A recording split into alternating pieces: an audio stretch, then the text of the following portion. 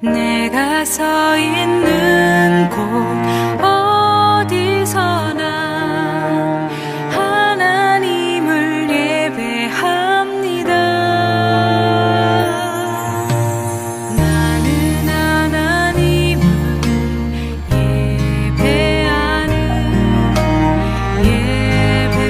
예배자입니다.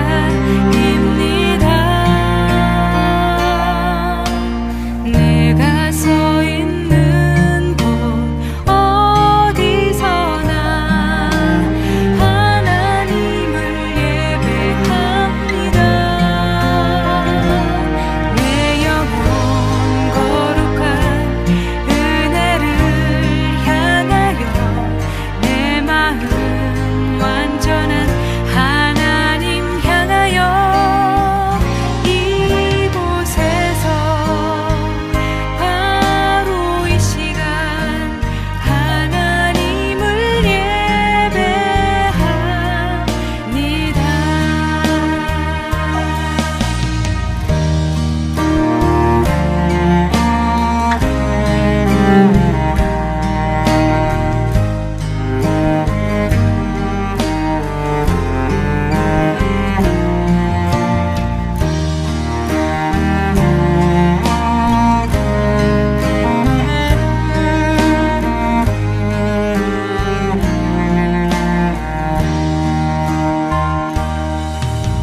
나는 하나님을 예배하는 예배자입니다.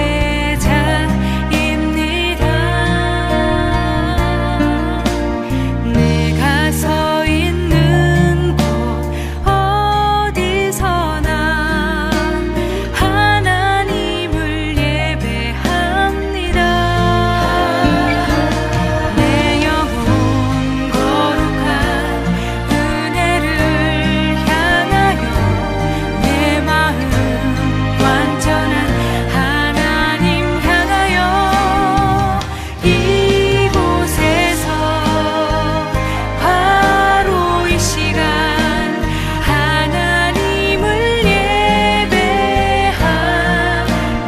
예배합니다.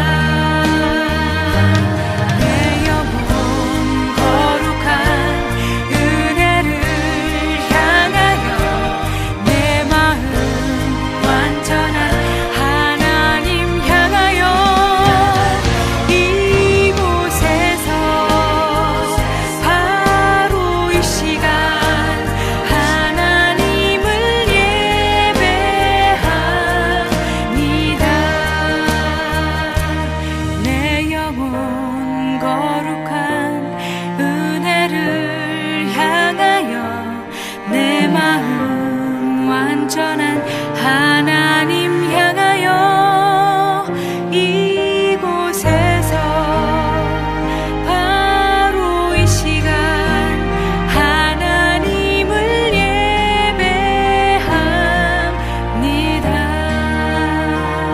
이곳에서 바로 이 시간 하나님을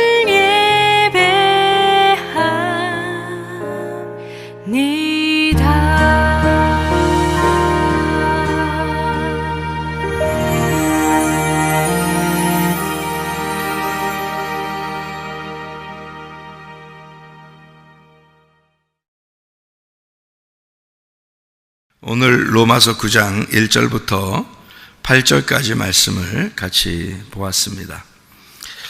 로마서 9장 1절부터 8절까지 말씀을 같이 보았는데요. 로마서 9장 9절 말씀을 한번 보니까 이런 말씀이 있어요. 약속의 말씀은 이것이니 명년이 때에 내가 이르리니 사라에게 아들이 있으리라 하심이라, 이렇게 이야기를 했어요. 명년이라는 게 뭐예요? 명년이라는 게? 명년이 다음 해고 이어지는 횟수를 말하는 거 아니에요? 그죠? 이게 창세기 18장에 나오는 얘기거든요. 창세기 18장 10절에 나와 있는 얘기예요. 그가 이르시되 내년 이맘때에 내가 반드시 내게로 돌아오리니 내 안에 사라에게 아들이 있으리라 하시니 사라가 그 뒤 장막문에서 들었더라. 이렇게 이야기를 했습니다. 창세기 18장에 아들에 대한 약속을 하기 전에 창세기 17장에는 무슨 일이 일어나죠? 창세기 17장. 그러니까 18장에 아들을 다시 약속을 하는데 17장에는 무슨 일이 벌어지냐면 할례를 행합니다. 할례. 그러니까 할례를 행하는 게 굉장히 중요한 여기서 내용인데요. 왜 그러냐면 할례를 행하기 전에 아이를 낳았어요. 그게 누구냐면 이스마엘입니다. 그러니까 할례가 딱 중심이라 할례 전과 할례 후로 나누는 거예요. 이 아브라함의 그 생애가. 그러니까 할례 전에는 하갈을 통해서 이스마엘을 낳는 거고, 그리고 할례를 받고 난 다음에는 사라를 통해서 이삭을 낳는 거예요. 그러니까 그게 이렇게 나눠지는 그 기점이 어디냐면 할례예요. 창세기 17장이죠. 그러니까 창세기 17장 전에는 이스마엘이 있는 거고 창세기 17장 이후에는 이삭이 있는 거예요. 그게 이제 할례 때문에 나눠지는 얘기거든요. 할례 때문에. 그러니까 명년 이맘때 또는 내년 이맘때 뭐 이렇게 얘기하는 것은 이런 말이에요. 할례 때문에 나오는 것이다. 할례가 며칠 만에 할례를 받아요. 여러분, 며칠 만에 할례를 받죠? 성경에서는 난지 8일 만에 할례를 받습니다. 그러면은 내년 이맘때에 아이가 나올 것이다. 그 말은 할례 때문에 아이가 나왔다 이 말이에요. 그러니까 할례 때문에 아이가 나왔으니까 이 아이는 며칠째 난 거예요. 할례 때문에 나온 거니까 8일째 나온 거예요. 8일째. 그러면 성경을 여러분은 이제 그렇게 보이나 모르겠는데 제가 이렇게 설명을 해드릴게요. 내년 이맘때에 아들이 나오는데 그게 할례 받은 다음에 나온 아이야. 그게 이삭이야. 그러면 할례는 며칠째 할례를 받냐면 8일째 할례를 받아. 그러면 할례를 행하고 아이가 나온 게 이삭인데 그러면 할례가 8일째야. 그러면 성경에 8일이라는 건 굉장히 중요한 거야. 그러니까 8일 할례를 통해서 나온 아들, 이 아들은 할례 전의 아들과 완전히 다른 아들이에요. 그러면은 어떻게 다르냐면 이스마엘이라는 아들과 이삭이라는 아들은 다 누구의 씨예요? 아브라함의 씨예요. 아브라함의 씨인데 아브라함이 할례 받기 전에 이스마엘을 낳은 거고 할례 받은 다음에 이삭을 낳은 거란 말이에요. 그러니까 이렇게 다른 거예요. 그러면 이스마엘은 할례 받기 전이니까 뭐를 의미하는 거냐면 아브라함의 아들인데 똑같은 아브라함의 아들인데 껍질을 말하는 거고요. 할례를 받고 난 다음에 아들을 낳은 이삭은 아브라함의 똑같은 아들인데 알곡을 말하는 거예요.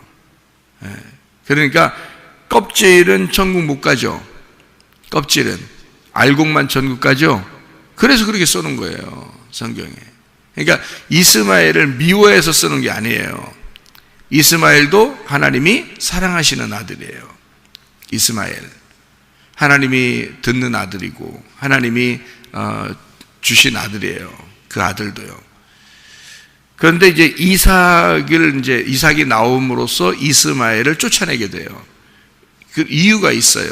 왜냐하면은 이삭이라는 아들이 할례를 받고 난 이후의 아들이기 때문에 그런 거예요. 할례를 받고 난 이후에 아들이 나오면 그 전에 아들은 쫓아내야 되는 거예요. 왜 그러냐면 성경의 원리가 할례 받기 전의 아들과 할례 받고 난 다음의 아들은 어떤 차이가 있느냐면요, 아브라함의 입장에서는 자기가 죽기 전과 죽은 이후를 말하는 거예요. 그러니까 할례가 곧 뭐냐면 침례고요. 침례 혹은 세례라고 그러죠.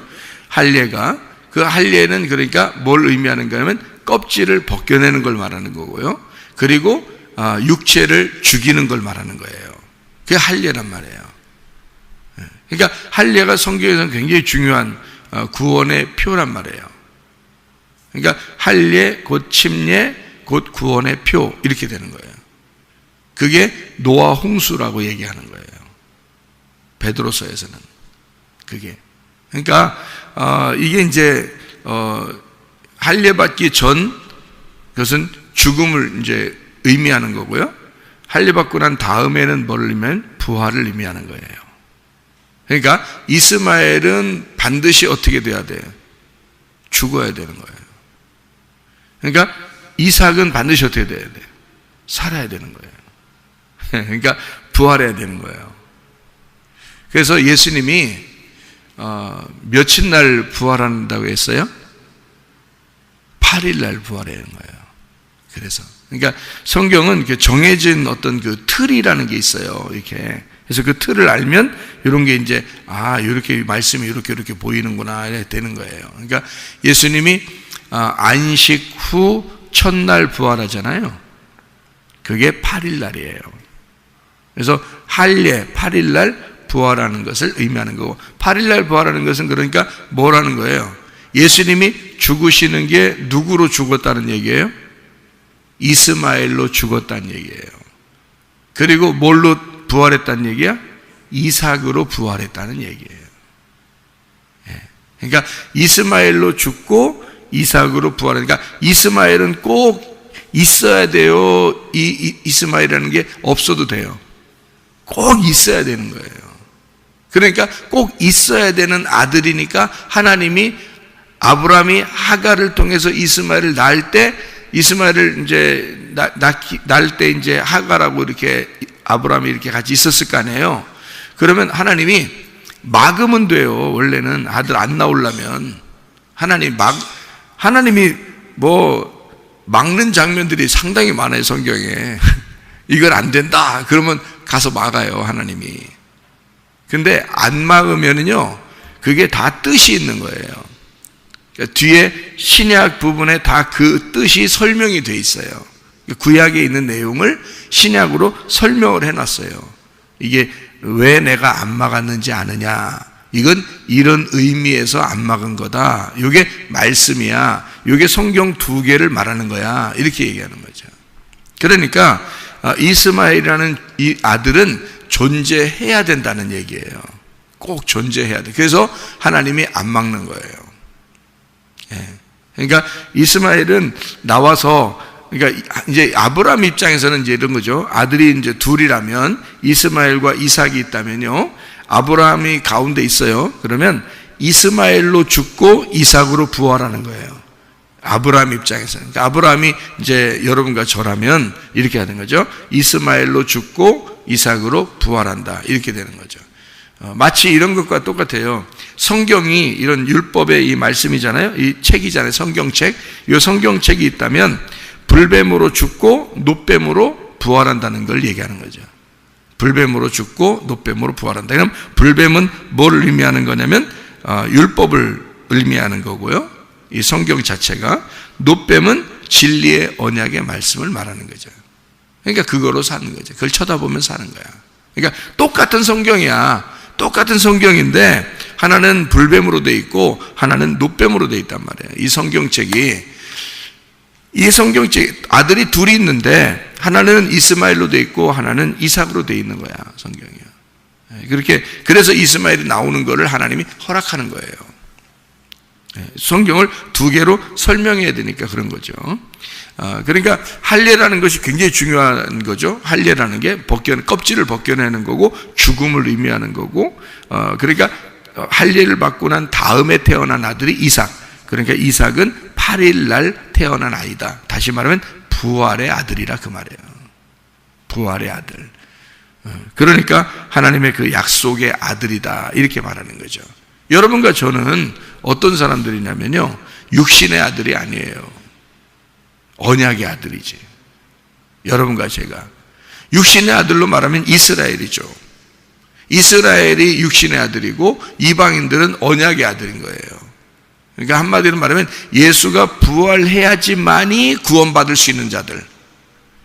예수가 부활해야 예수가 부활하기 전에도 구원받을 수 있는 사람들은 유대인밖에 없는 거고요. 무슨 말인지 알겠어요?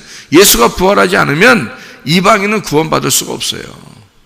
예수가 죽고 부활해야지만이 구원받을 수 있는 아들들이 이방인들이에요. 그래서 우리를 언약의 아들이라 이렇게 말하는 거예요. 육신의 아들로 말하면 이스라엘이죠. 그리고 예수님도 유대인으로 태어난 거고요. 그러니까 육신의 아들로 예수님이 태어나서, 다시 말하면 이스마엘이라는 육신의 아들로 태어나 예수님이 죽으시고 언약의 아들들을 낳았다. 그게 이삭이 되었다, 그 말이고요. 그 언약의 아들이 여러분과 저라는 거예요. 그 얘기를 하는 거예요. 로마서는 이방인들에게 쓴 책입니다. 로마서는요, 이방인들에게 너희들이 원래 육신적으로 말하면 구원받을 수 없는 아들들이야, 자녀들이, 우리들이. 근데 하나님의 언약의 말씀으로 보면 너희들이 구원받을 수 있는 자녀들이야. 충분한 자녀들이야. 다시 말하면 할례를 통해서 나온 이삭과 같은 자야. 부활의 아들들이라는 거야. 너희들이 언약의 아들이라는 거야, 그게. 그러니까 너희들도 충분히 구원받을 수 있는 아들들이야. 바울도 자기는 이스라엘 사람입니다. 자기도요. 그러니까 육신으로 보면은 나는 육신의 자녀들, 이 이스라엘 백성들을 내가 정말 내 목숨이 죽더라도 그들이 구원받았으면 좋겠다. 왜냐하면 자기 같은 민족이니까 이스라엘 사람들이 다 구원받았으면 좋겠다. 그런데 언약의 자손들이 있다. 이 언약의 자손들을 위해서 자기가 부름을 받았다 이거죠. 그게 이방인들에 대한 이야기를 하고 싶어서 그런 얘기인데요. 이게 지금 로마서 9장이 이방인, 그러니까 육신의 자녀로 나온 것을 무시하지 마라. 그들은 다 하나님의 백성들이고 구원받을 자들이다. 그러나 언약의 백성들도 있다. 이 언약의 백성들도 하나님의 구원받을, 예수가 부활하고 난 다음에 나타난 자들이고 이들도 하나님이 충분히 구원할 자격이 있는 거잖아요. 이제 이런 얘기들을 쓰려고 얘기한 거고요. 여러분과 저에게는 육신의 자녀가 아니니까, 하나님의 육신의 자녀가 아니니까 우리는 언약의 자손이 돼야 된다는 거죠. 언약의 자손이 돼야 구원을 받은 거니까. 그러니까 할례의 자손이 돼야 된다는 거예요. 할례의 자손이라는 말은 껍질이 벗겨져야 된다는 거예요. 그 말은 죽어야 된다는 말입니다. 여러분이 죽음을 경험해야 그 다음에 부활의 자손이 된다. 그러니까 이스라엘 사람이나 지금은 우리 이방인들이나 다 똑같이 어느 자손들이에요? 언약의 자손이란 말이에요. 구원받은 백성을 언약의 자손이라 그렇게 말하는 거예요. 지금은. 그러니까 우리는 육신의 자녀는 아니니까 다 언약의 자녀. 구원받으면 이스라엘 백성들 중에서도 구원받은 사람들이 있겠죠. 지금도, 그죠?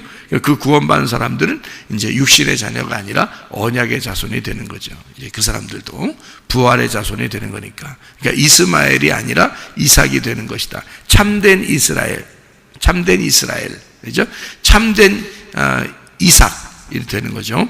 이스마엘은 육신의 자녀니까, 육체니까 그렇게 얘기하는 거예요. 그러니까 아브라함의 씨가 다 그 자녀가 되는 게 아니라 이삭의 씨라야지만이 자녀가 된다. 이삭은 어떤 사람이냐면 창세기 22장에 보면 아브라함이 이삭을 갖다가 번제로 드립니다. 번제로 드리는데 하나님이 그 번제로 드리는 그 자리에서 이삭을 살리시죠. 그게 부활입니다.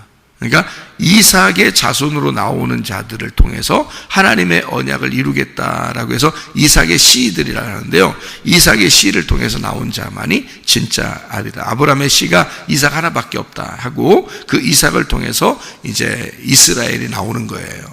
이게 아브라함, 이삭, 야곱이죠. 야곱을 통해서 이스라엘이 나오는 건데 그 이스라엘은, 참된 이스라엘은 아브라함과 이삭을 통해서 나오는 이스라엘이 돼야 된다. 이제 야곱을 통한 이스라엘인데 그게 이삭을 통해서 나왔단 말이에요.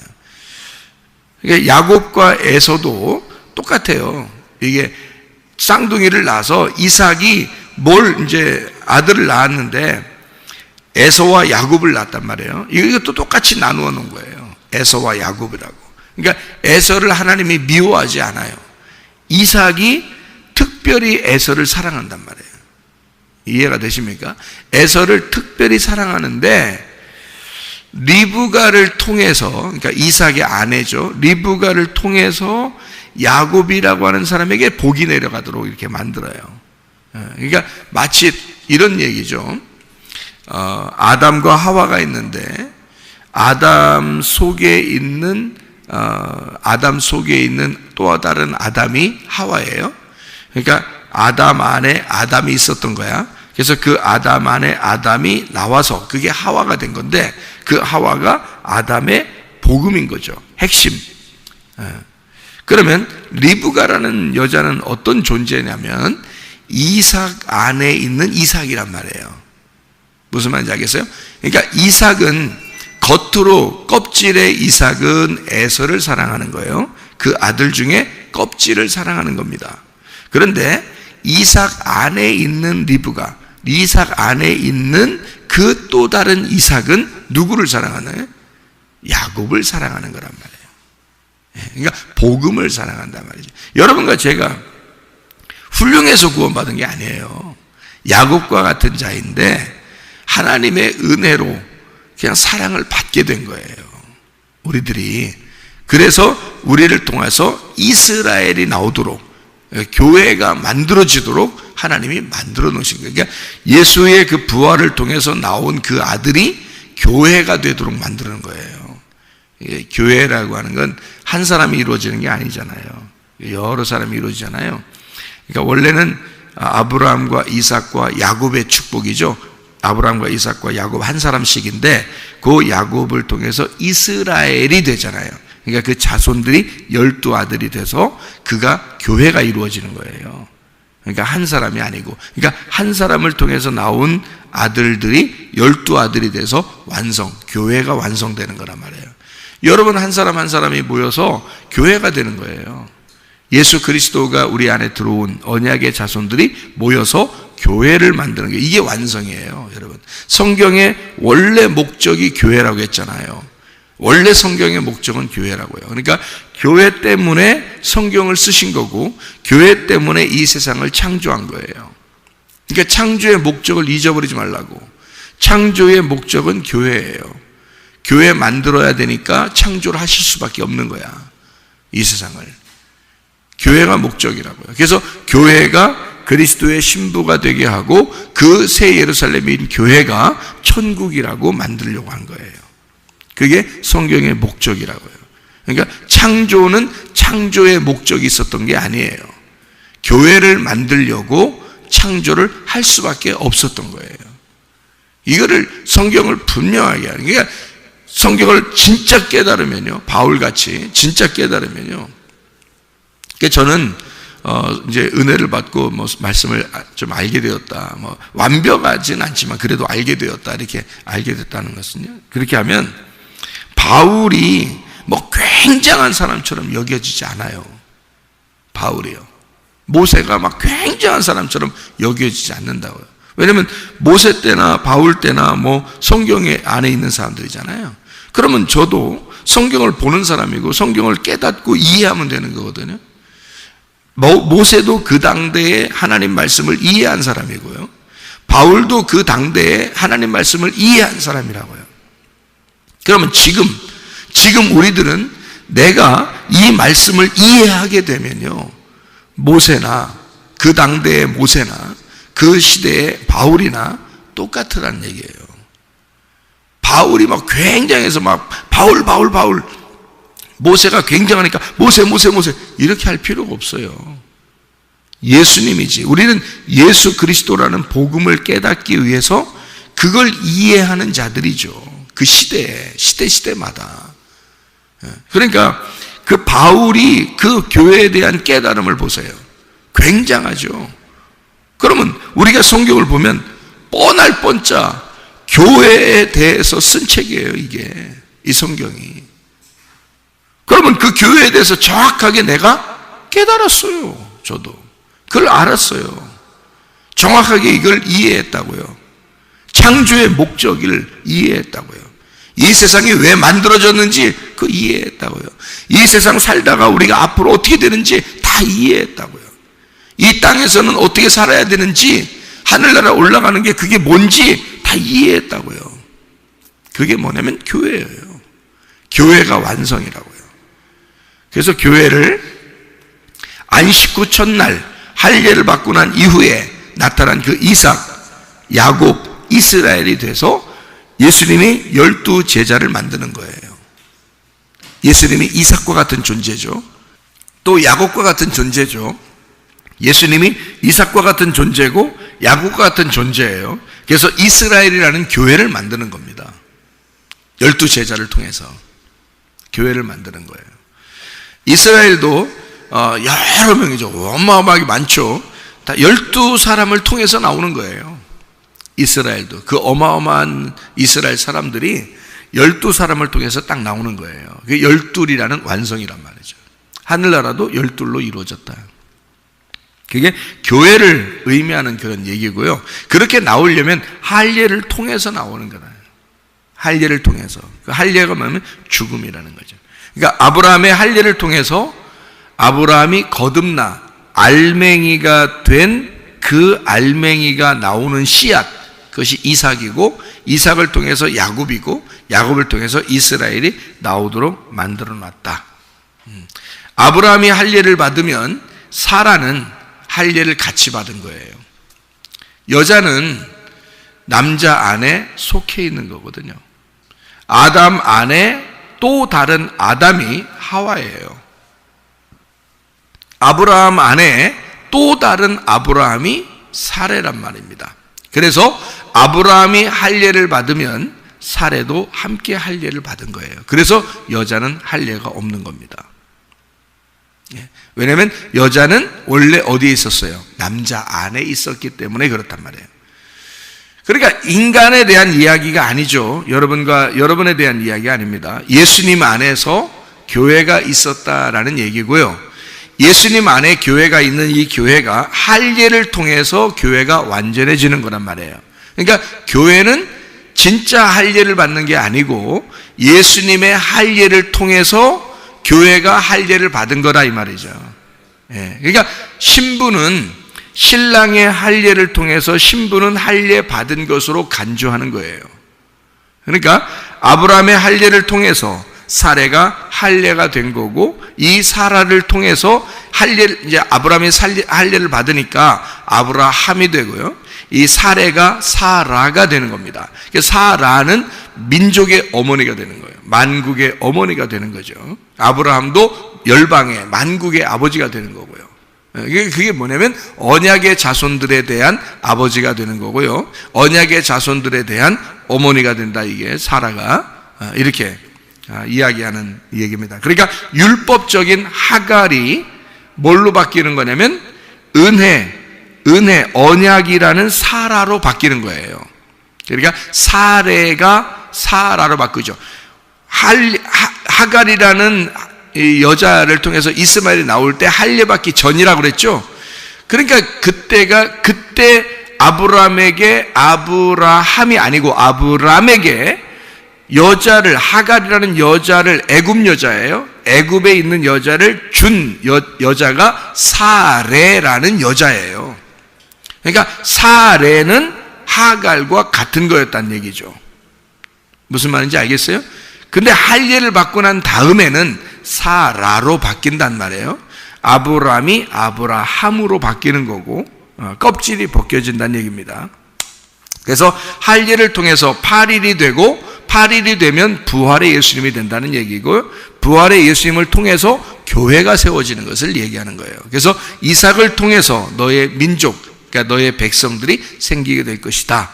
이삭을 통해 예수를 통해 우리로 말하면 예수를 통해서 교회가 생겨난다. 이런 이야기를 해주고 있는 얘기입니다. 그래서 할례를요. 여러분 할례라고 하는 거를 한번 성경을 한번 이렇게 보시면 이렇게 되게 돼 있습니다. 어떻게 되냐면요. 할례를 창세기 17장을 한번 봐봐요. 창세기 17장 23절부터 이렇게 보니까요. 아브라함이 하나님이 자기에게 말씀하신 대로 그날에 그 아들 이스마엘과 집에서 태어난 모든 자와 돈으로 산 모든 자 곧 아브라함의 집 사람 중 모든 남자를 데려다가 그 포피를 베었어요. 아브라함이 그 포피를 벤 때가 99세고요. 그의 아들 이스마엘이 그의 포피를 벤 때가 13세였습니다. 그러니까 13년 동안 이 이스마엘을 낳고 13년 동안 하나님이 안 나타난 겁니다. 아브라함에게. 이게 왜냐하면 언약의 자손이 아니고 이게 반항의 자손이기 때문에 그래요. 아브라함이 사례를 통해서 하나님께 대한 완성이 아니고 반항을 한 거죠. 자기를 더한 겁니다. 12이 완성이 돼야 되는데 하나를 더했어요. 그래서 13이 됐다고요. 그래서 13년 동안 안 나타나요, 하나님이. 하갈을 통해서 이스마엘을 낳고 13년 동안 안 나타나요. 13년이 지난 다음에 할례를 받게 하고 그 다음에 이제 하나님이 약속을 하는 거예요. 이해요? 성경에 다 의미가 있어요. 그날에 아브라함과 그의 아들 이스마엘이 할례를 받았고 그 집의 모든 남자 곧 집에서 태어난 자와 돈으로 이방 사람에게서 사온 자가 다 그와 함께 할례를 받았다 이렇게 되어 있잖아요. 그러니까 아브라함과 이스마엘만 받은 게 아니라 다른 이방인들도 받게 되었다 그날. 그러니까 할례는 이렇게 두 번에 걸쳐서 다 하게 된단 말이죠.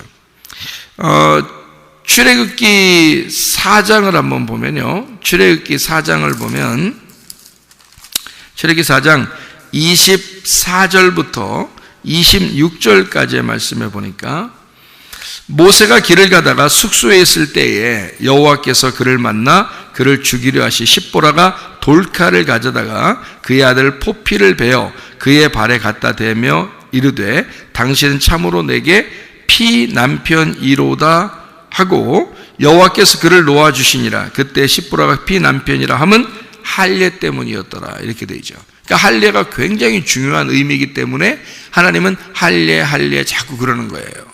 이게요. 일부러 이걸 통해서도 알려주는 거죠. 그러니까 심판을 의미하는 겁니다. 할례가요. 심판을 받아야 된다 이런 말이고요. 12장에 출애굽기 12장 44절부터 48절 보면 각 사람이 돈으로 산 종은 할례를 받은 후에 먹을 거다. 그러니까 이방인들은 할례를 받지 못하면 같이 못 먹는다 그 말이에요. 하나님의 음식을 같이 못 먹는다 그 말이고요. 거류인과 타국 품꾼은 먹지 못한다. 한 집에서 먹되 그 고기를 조금도 집 밖으로 내지 말고 뼈도 꺾지 마라. 이스라엘 회중이 다 이것을 지킬지니라. 너희와 함께 거류하는 타국인이 여호와의 유월절을 지키고자 하거든 그 모든 남자는 할례를 받은 후에야 가까이 하여 지킬지니 곧 그는 본토인과 같이 될 것이나 할례 받지 못한 자는 먹지 못할 것이니라. 그러니까 할례가 얼마나 중요한지 아시겠죠? 유월절 할례를 통해서 다른 백성들이 이 백성과 똑같이 먹을 수가 있다는 거예요. 할례를 받지 못하면 먹지 말라는 겁니다. 함께 음식을 나누지 못한다. 그러니까 한마디로 말하면 교회가 될 수가 없다는 겁니다. 하나님 말씀을 받을 수가 없다는 얘기예요. 이게요. 그러니까 할례가 없이는 하나님 말씀을 받을 수가 없다. 이런 얘기고요. 자, 이게 이제 여기 출애굽기에서 여기 할례를 이렇게 받잖아요. 그죠? 할례를 받아서 이스라엘 백성들이 함께 이제 같이 히브리인들이 되어서 같이 나오게 되는 건데요. 여호수아 5장을 한번 보면요. 여호수아 5장에 2절부터 9절까지 말씀 보니까 그때 여호와께서 여호수아에게 이르시되 너는 부싯돌로 칼을 만들어 이스라엘 자손들에게 다시 할례를 행하라. 여호수아가 부싯돌로 칼을 만들어 할례산에서 이스라엘 자손들에게 할례를 행하니라. 여호수아가 할례를 시행한 까닭은 이것이니 애굽에서 나온 모든 백성 중 남자 곧 모든 군사는 애굽에서 나온 후 광야길에서 죽었는데 그 나온 백성은 다 할례를 받았지만 애굽에서 나온 후 광야길에서 난 자는 할례를 받지 못하였음이라. 이래서 할례를 다시 행합니다. 그러니까 애굽에서 나온 사람은 광야에서 죽었죠. 그런데 광야에서 죽은 사람 말고 새로 태어난 아이들인데 할례를 못 받았단 말이에요. 그게 광야에서 거듭난 자들이란 말이에요.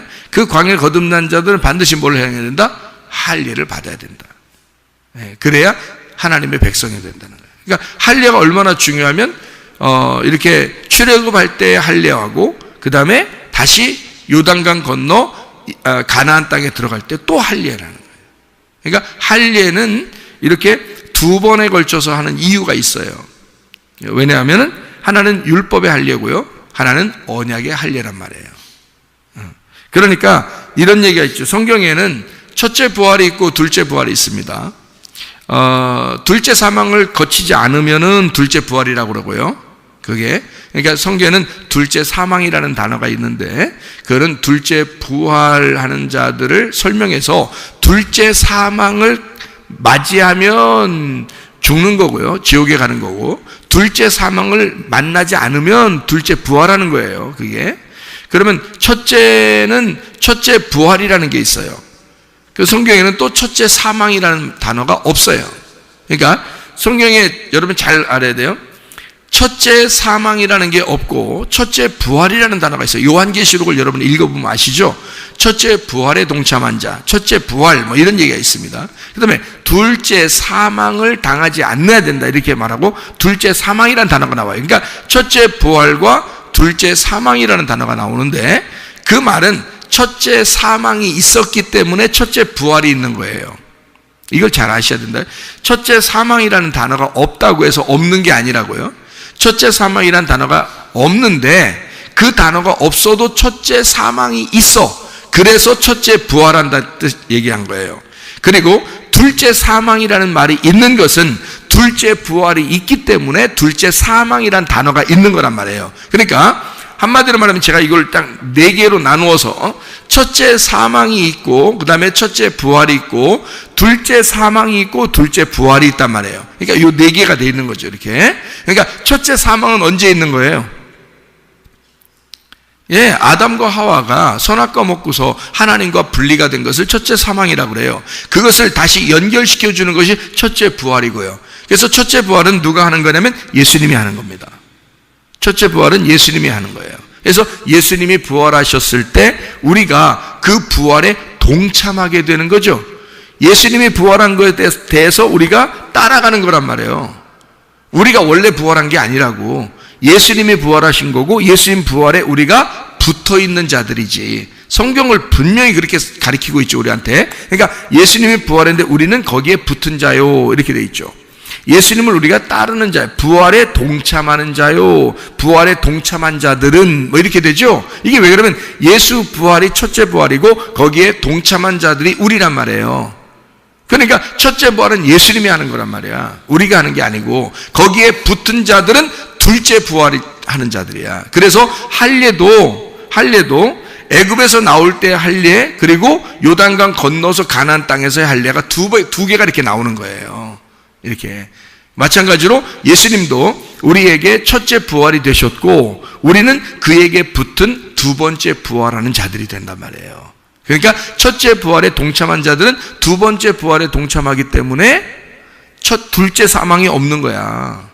그래서 우리 보고 둘째 사망이 없는 거다 이렇게 말하는 거예요. 그게 그 말이 너희들 둘째 사망이 없는 거야. 그러니까 첫째 부활에 동참하지 않은 사람들은요, 그럼 둘째 사망이 있는 거지, 이 사람들한테는.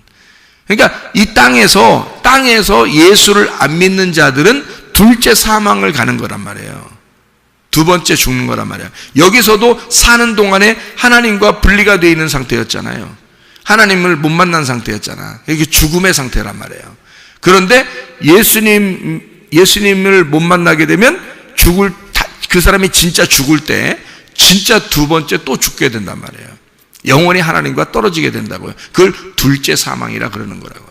우리는 예수의 부활에 동참한 자라고요. 예수의 부활에 동참한 자니까 그 사람들은 둘째 사망이 없어. 우리 죽을 때 죽는 게 아니야. 그래서 우리는 두 번째 부활하게 된다 이렇게 말하는 거란 말이죠. 그렇게.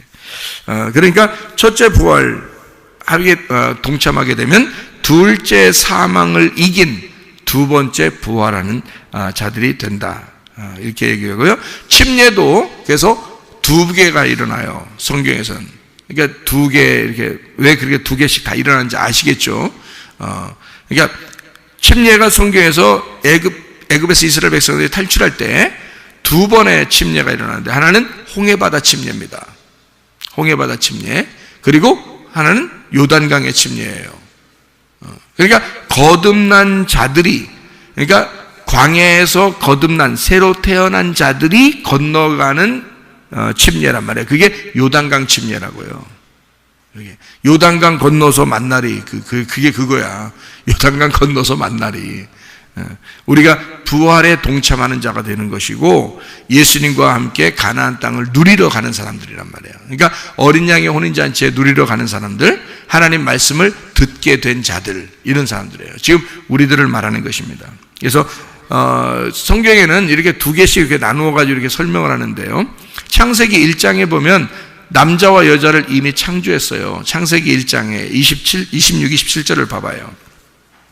창세기 1장에 26, 27절을 봐봐요. 뭐라고 되어 있냐면 여기 하나님이 우리 형상을 따라 우리의 모양대로 우리가 사람을 만들고, 이렇게 하나님이 우리 형상대로 사람 만들고 그들로 바다의 물고기, 하늘의 새, 가축, 온 땅에 기는 모든 것 다스리게 하자 했고요. 하나님이 자기 형상 곧 하나님의 형상대로 사람을 창조하시되 남자와 여자, 여기 이제 남자 여자 창조하신 게 이게 자칼레케바라고 그래요. 자칼레케바. 동물들도 다 성경에서는 자칼레케바예요. 남자 여자 이렇게, 동물들도 남성 여성 이렇게 돼 있잖아요. 그게 자칼레케바라고요. 남자 여자, 남성과 여성을 만들었다. 이게 자칼레케바입니다. 이걸 창조하셨다 이렇게 돼 있고요. 창세기 2장에 23절을 봐요. 23절. 아담이 이르되 이는 내 뼈 중에 뼈요 살 중에 살이라. 이것을 남자에게서 취하였은즉 여자라 부르리라 하리라 할 때 그 남자에게서 취하였은즉 여자라 부르리라 할 때 그 남자가 이슈입니다. 이슈. 그리고 여자라 하리라 할 때 이슈아입니다. 그러니까 이슈와 이슈아가 되는 거예요, 여기서. 그러면 창세기 1장의 27절에는 자칼 레케바라고 써놓고요. 여기 창세기 2장 23절에는 이슈와 이슈아라고 써놨다고요. 다른 거예요. 그게 달라. 어떻게 다르냐면 창세기 2장 7절에 하나님이 땅의 흙으로 사람을 지으시고 아담을 지으시고 생기를 그 코에 불어넣으시니 사람이 생명이 됐단 말이에요. 살아있는 혼이 됐는데, 살아있는 자가 됐는데, 이게 아담 흙으로 사람을 만들어서 나온 자가 이슈합니다. 그러니까 자칼레케바는 하나님이 그냥 창조하신 거고요. 여기서 창세기 2장 7절에는 하나님이 이거를 빚으셔서 만든 거예요. 하나님이 직접. 그리고 하나님이 생기를 그 코에 집어넣었다. 그러니까 창세기 1장도 살아있는 자죠. 남자 여자 살아있는 사람입니다. 그런데 창세기 2장 7절에는 특별히 그 중에서 예배를 드리는 자, 하나님을 영광을 돌리는 예배 드리는 에덴 동산의 제사장을 만들기 위해서 아담을 만드는 거예요, 하나님이. 그게 이슈아가 되는 겁니다. 그러면 성경의 이 역사는 누구의 역사겠어요? 자칼레케바의 역사겠어요? 이슈아의 역사겠어요? 이슈아의 역사라고요. 하나님이 인간을 만드시고 그 코에 생기를 불어넣어 준 그 인간의 역사라고요, 여기 성경책은. 그러니까 성경책은 뭘 의미하는 거겠어요? 예수 그리스도, 그 아담을 통해서, 예수 그리스도라는 아담을 통해서 이슈를 통해서 이슈아가 나오는, 그러니까 교회가 나오는, 우리 신부가 나오는 그 역사를 설명하려고 쓴 책이 이 성경책이라고요. 그러니까 결국 마지막에는 그 본색을 드러내, 성경책의 모든 본색을 드러내서 성경의 마지막에는 뭐라고 본색을 드러내냐? 이슈아가 곧 교회를 만들려고 했던 것이다라는 것을 설명하려고 성경책이 쓰다 본색이 확 드러나죠. 그게 마지막 성경의 결론 부분이란 말이에요. 예, 이게. 그러니까 2번의 침례, 2번의 부활, 두 번의 할례를 통해서 하나님은 이시아의 그 완성, 그리스도와 교회를 이루는, 완성하는 하늘나라의 교회, 그러니까 땅에서의 교회가 요단강 건너가 하늘나라 교회가 될 수 있도록 만들어 놓는 그 하나님의 역사를 만드는 것이 바로 이 성경책이라는 것입니다. 그러니까 여러분과 제가 언약의 자손이니까 하늘나라에 갈 수 있는 거예요. 육신의 자손이라면 하늘나라 가기 어렵죠. 언약의 자손, 그러니까 지금 육신의 자손들도, 이스라엘이라는 육신의 자손들도 언약의 자손이 돼야 돼요. 그래야 하나님 나라에 갈 수 있다. 그러니까 이것은 성경을 로마서 9장을 통해서 뭐를 구분하는 것이다? 육신의 자손과 언약의 자손이 있다. 언약의 자손들이 하나님의 기업을 이을 자이다. 이게 누구를 통해서 나타났다? 이스마엘이 아니라 이삭을 통해서 나타났다. 그래서 이삭을 통한 언약의 자손들이 바로 여러분과 저 우리 모두가 하나님의 백성들이 다 언약의 자손들이 된다. 이것을 이야기하는 것입니다. 이 약속, 우리는 약속으로 말미암아 자녀가 되었으니까 이 약속으로 말미암아 자녀가 된 우리들이 그 주님과 우리를 낳으신 그 주님과 동행하다가 주님 만나시기를 바랍니다. 그러면 기도하겠습니다.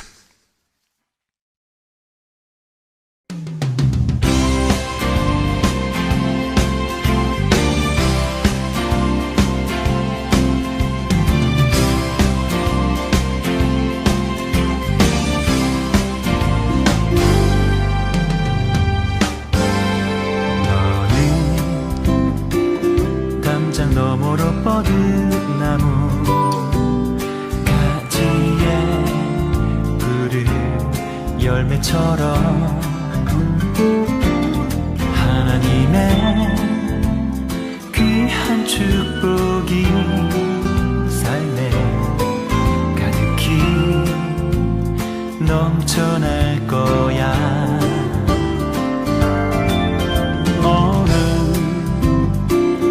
어떤 시련이 와도 능히 이겨낼 강한 발이 있어. 전능하신 하나님께서 너와 언제나 함께 하시니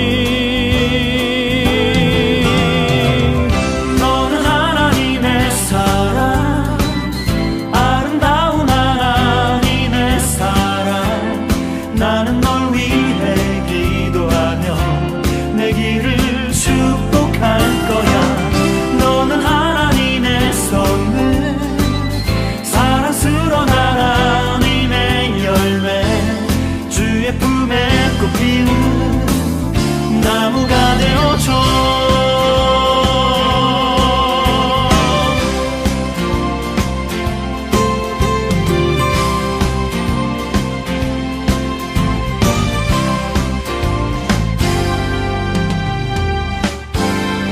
너는 담장 너머로 뻗은 나무 가지에 푸른 열매처럼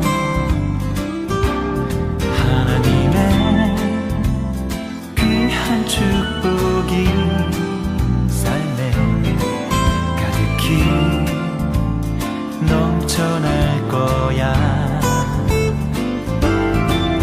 너는 어떤 시련이 와도 능히